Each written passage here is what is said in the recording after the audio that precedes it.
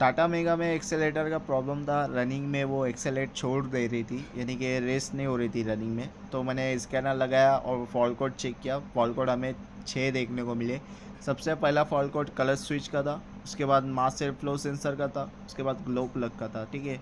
फिर उसके बाद एयर टेम्परेचर सेंसर का भी था, HFM जो कि मास एयर फ्लो में ही ऐड होता है वो एयर टेम्परेचर सेंसर।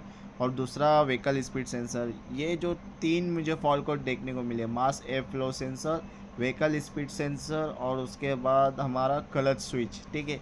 ये जो क्लच स्विच और ये जो 3 सेंसर है, हमारा mass air flow sensor, vehicle speed और क्लच स्विच, ये 3 मोस्ट इंपॉर्टेंट है पिकअप या एक्सेलेटर के रिलेटेड, ठीक है। तो मैंने लाइव डाटा ओपन किया ही गाड़ी का। लाइव डाटा ओपन करने के बाद गाड़ी को स्टार्ट किया और आइडल पोजीशन पे ही रखा। और आइडल पोजीशन में मैंने देखा कि व्हीकल स्पीड का जो मैंने डाटा सेलेक्ट किया था, वो उसके व्हीकल स्पीड की रीडिंग चेंज हो रही थी आइडल पोजीशन में, जो कि नहीं होनी चाहिए। आइडल पोजीशन में कभी भी आरपीएम की रीडिंग चेंज नहीं होंगी। जो व्हीकल स्पीड सेंसर होता है वो व्हीकल की कितनी स्पीड है वो रनिंग पोजीशन में बताता है, ठीक है। तो आइडल पोजीशन में ये काटा क्यों उठ रहा था और इसकी क्या वजह हो सकती है, तो मैंने डायरेक्ट डिसीजन लिया, व्हीकल स्पीड सेंसर डायरेक्ट खोल देते, क्योंकि ये सबसे बड़ा फॉल्ट दिख रहा था मुझे कि आइडल पोजीशन पे इसका काटा ऊपर जा रहा था, ठीक है, जो कि नहीं जाना चाहिए, ज़ीरो ही रहना चाहिए उसकी रीडिंग। तो फिर मैंने सेंसर ओपन किया, सेंसर व्हीकल स्पीड सेंसर ये इसे ओपन करने के बाद यहाँ पर आप देख रहे होंगे एक पिन भी टूटी हुई है और कार्बन यानी कि क्लोजन भी आएगा इस पर, ठीक है। तो क्लोजिन की वजह से इसका जो सिग्नल का रेंज होती है वो अप डाउन हो रही थी। क्लोजिन क्या करता है, उसकी जो वोल्टेज है उसको अप डाउन कर देता है, उसमें मतलब 5 वोल्ट निकल के सिग्नल में जा रहा था।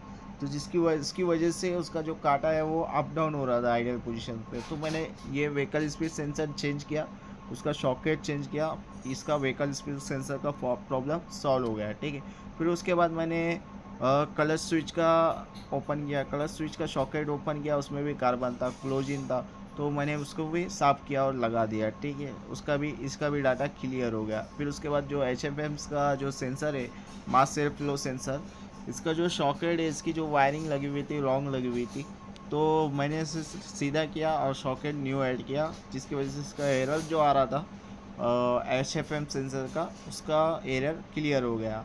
और फिर उसके बाद इसका जो प्रॉब्लम था वो शॉर्ट आउट हो गया, क्योंकि ये मोस्ट इम्पॉर्टेंट है, ये जो sensor clutch switch, map sensor, sorry mass air flow sensor, और उसके बाद व्हीकल स्पीड सेंसर, ठीक है। और यह जो ग्लो प्लग है ये पिकअप के रिलेटेड है, ठीक है, माइलेज के रिलेटेड इसका जो फॉल्ट कोड है हमें देखने को मिलेगा, ठीक है। ग्लो प्लग किस तरह से हम पहचानेंगे ये गया हुआ है या नहीं, ठीक है। जब भी डीजल गाड़ी रहेंगी, इसका हम इंजन स्टार्ट करेंगे तो जो इसका स्मोक है, जो वेपर होता है, स्मोक होता है, उसमें हमें जली हुई बास आएंगी। जैसे कपड़ा कैसा जलाते हैं तो उस तरह की स्मेल आती है हमें।